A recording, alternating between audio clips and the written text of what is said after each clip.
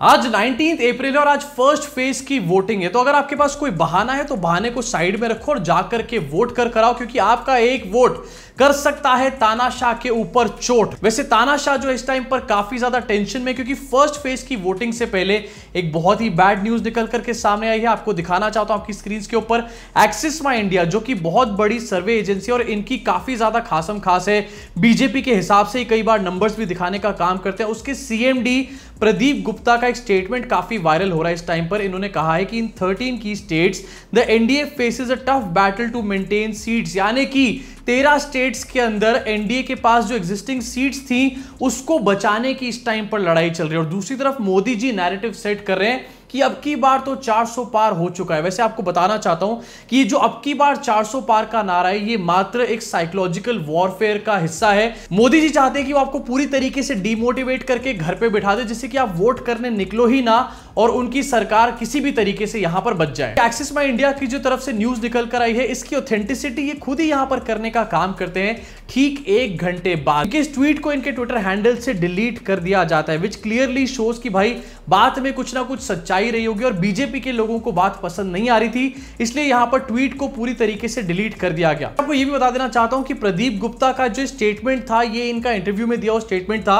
और ट्वीट तो वैसे डिलीट हो चुका है इस टाइम पर, लेकिन ये जो आर्टिकल है अभी भी देखने को मिल सकता है मनी कंट्रोल के ऊपर। आपको सोचो कहां पर एक तरफ मोदी जी 400 पार की बातें कर रहे हैं, इतना कॉन्फिडेंस शो कर रहे हैं जैसे कि भैया वोटिंग से पहले ही मैं तो इलेक्शन जीत चुका हूं। लेकिन दूसरी तरफ आपको लिस्ट करके दिखाना चाहता हूं कि इनकी हरकतें इस टाइम पर कितनी ज्यादा डेस्परेट दिखा रही है। साफ साफ की चुनाव के अंदर इनकी हालत काफी ज्यादा खस्ता है। सबसे पहले आपकी स्क्रीन पर आपको दिखाना चाहूंगा 2 दिन पहले की न्यूज है, जहां पर पता चला कि वो मशीन जिसमें वोट डाला जाता है, उसका नाम नहीं मैं यहां पर ले रहा, नहीं तो वीडियो को डिमोनेटाइज करके रख देंगे ये लोग। उस मशीन ने मॉक ड्रिल के अंदर बीजेपी को एक्स्ट्रा वोट्स दे दिए। कासारागौड़ की ये न्यूज है केरला के अंदर। और यहां पर नीचे ये भी बताया गया कि 4 ये जो वोटिंग के यंत्र हैं, इन्होंने एरर वाली वोटिंग करी है और वोट्स में जो है ज्यादातर वोट्स बीजेपी को दे दिए मॉक ड्रिल में। इसके साथ आपको ये भी बता देना चाहता हूं कि सुप्रीम कोर्ट के अंदर वीवीपैट को गिनने की एक अर्जी डली हुई थी, उसके ऊपर कल हेयरिंग करी जा रही थी, लेकिन जस्टिस खन्ना जो है वो बहुत ज्यादा कन्विंस नहीं है इस चीज को लेकर के। लेकिन जहां पर एक तरफ ये वोटिंग वाला जो यंत्र है इस तरीके से बीजेपी को वोट डालने का काम कर रहा है ऑटोमेटिक मोड पे,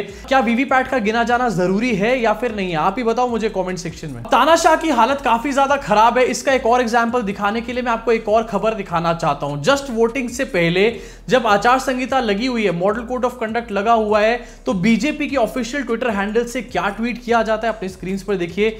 आपके एक वोट की ताकत, और यहां पर दिखाया जाता है राम मंदिर और एक तरफ रामलला की मूर्ति जिसके ऊपर सूर्य तिलक हो रहा है, मतलब सन की रेज पड़ रही है और दिखाया गया है कि भाई देखो आपके एक वोट की ताकत यह है कि मोदी जी ने मंदिर बना करके रख दिया, इसलिए अभी भी मोदी जी को ही वोट कर कराओ। अब वैसे तो कहने को मॉडल कोड ऑफ कंडक्ट लगा हुआ है, लेकिन इलेक्शन कमीशन, मेरे को तो यह समझ नहीं आ रहा भैया इसको फ्री एंड फेयर इलेक्शन में बोलूं कैसे। इसी के साथ तानाशाह भाई साहब कितने ज्यादा डेस्परेट हैं इस टाइम पर, कितने डरे हुए हैं, क्योंकि इनको पता है कि भैया ये 400 पार की बात जो है हवा हवाई है। आपकी स्क्रीन पर इसको भी देखिए। अरविंद केजरीवाल को इस टाइम पर जेल के अंदर इंसुलिन भी डिनाई करी जा रही है जेल अथॉरिटीज के द्वारा। केजरीवाल जो है 54 units of insulin per day लेने का काम करते हैं और इस टाइम पर उनका शुगर लेवल काफी ज्यादा राइज हो चुका है, लेकिन उसके बावजूद भी उनको इंसुलिन नहीं प्रोवाइड कराई जा रही, विच क्लियरली शोज कि भाई एक बहुत बड़ी साजिश चल रही है यहाँ पे।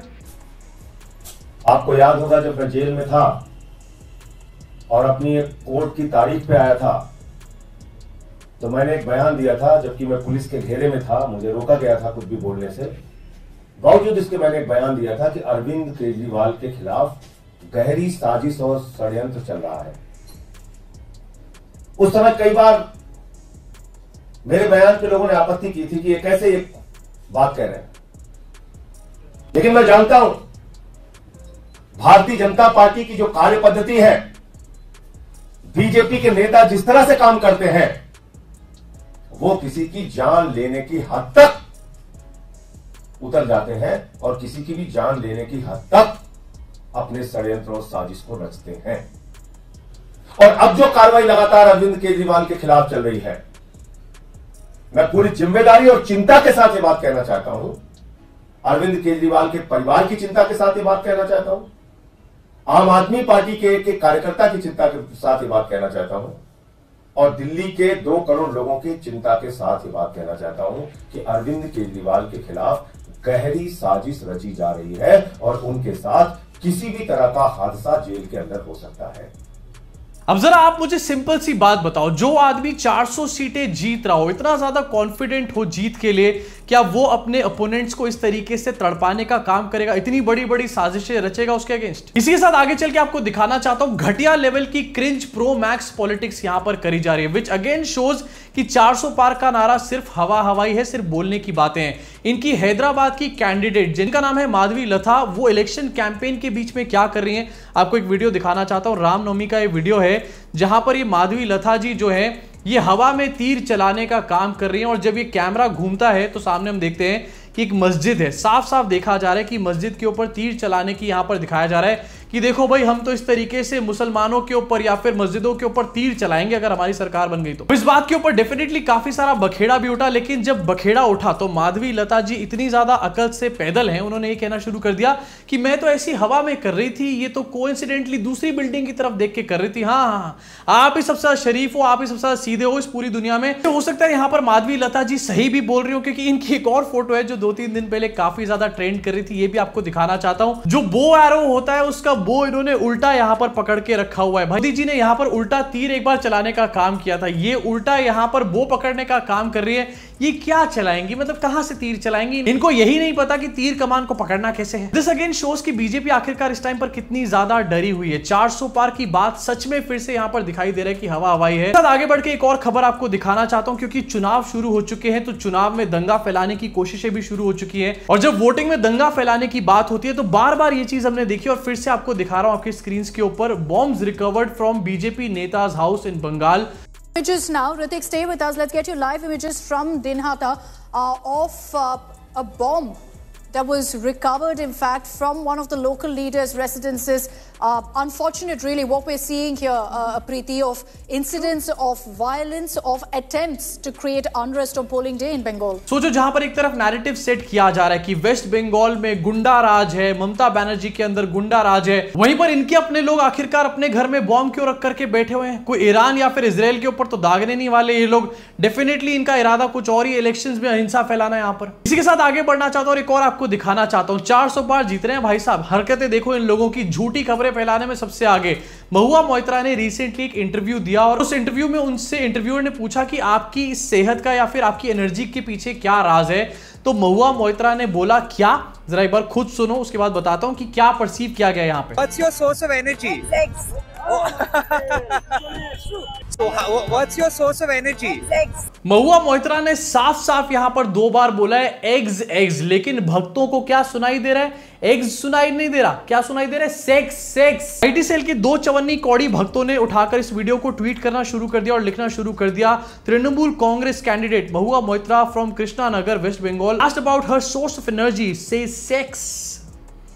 इसी के साथ देसी मोहितो हैं, ये भी सेम चीज लिखते हैं कि source of energy for kids boost and for legends it's sex. आपको दिखाना चाहता हूं आपकी स्क्रीन के ऊपर एक और ट्वीट जहां पर ये पत्रकार जो पूछ रहे हैं कि सोर्स ऑफ एनर्जी क्या है, उन्होंने खुद इस बात को क्लैरिफाई किया है कि महुआ मोइत्रा ने सेक्स नहीं बोला था, एग्स बोला था 2 बार, और क्लियरली सुनाई दे भी रही है। लेकिन जिन लोगों को जिंदगी में सेक्स नहीं मिलता, जो ठरकी लौंडे छड़े छाट घूमते रहते हैं 60-60 की उम्र में, और इधर उधर इटली की प्रधानमंत्री को झप्पियां मारने का काम करते रहते हैं, उनको हर जगह पे भैया सेक्सी नजर आता है। तो इसलिए मैं कह रहा हूं कि ये सब सिर्फ एक साइकोलॉजिकल वॉरफेयर का हिस्सा है, जहां पर आपको ये बात यकीन दिला दी गई है कि हाँ भाई मोदी जी तो जीतने वाले हैं, इसलिए आपके वोट की कोई अहमियत नहीं है, जाकर वोट कर आओ या फिर ना कर आओ, कोई ज्यादा फर्क ही नहीं पड़ता। इस साइकोलॉजिकल वॉरफेयर में मत आओ और जाकर के निकल करके वोट कर आओ। इतने ज्यादा डंके बज रहे होते तो आखिरकार क्यों यहां पर एक्सेस माई इंडिया के सीएमडी ये बात बोलते कि 13 स्टेट्स के अंदर इनको अपनी सीट्स बचाने के लिए भी लड़ाई लड़नी पड़ रही है। एंड मेरे हिसाब से किसी भी लड़ाई में आप तब तक हार नहीं मान सकते हो जब तक कि आपका ईच एंड एवरी सोल्जर खत्म ना हो जाए पूरी तरीके से। अगर आपका एक भी सोल्जर यहां पर बचा हुआ है तो आपकी लड़ाई अभी भी जारी है। अगर एक भी वोट यहां पर तानाशाह के अगेंस्ट है तो लड़ाई अभी भी जारी है और आगे भी चलती रहेगी। आपका क्या सोच रहे हैं इन सारी खबरों के ऊपर नीचे कमेंट सेक्शन में कमेंट करके बताना। भड़ास को पूरी तरीके से निकाल डालो, और साथ में अगर आपके एरिया में वोटिंग हो रही है तो प्लीज जाकर के वोट कर आओ। डेमोक्रेसी को बचाने का सवाल है, संविधान को बचाने का सवाल है। छोटी मोटी बातें नहीं हो रही यहां पे, हंसी मजाक तो चलता रहेगा, मस्तीबाजी तो चलती रहेगी, लेकिन आज देश को बचाने की बात है। जाओ और वोट कर आओ।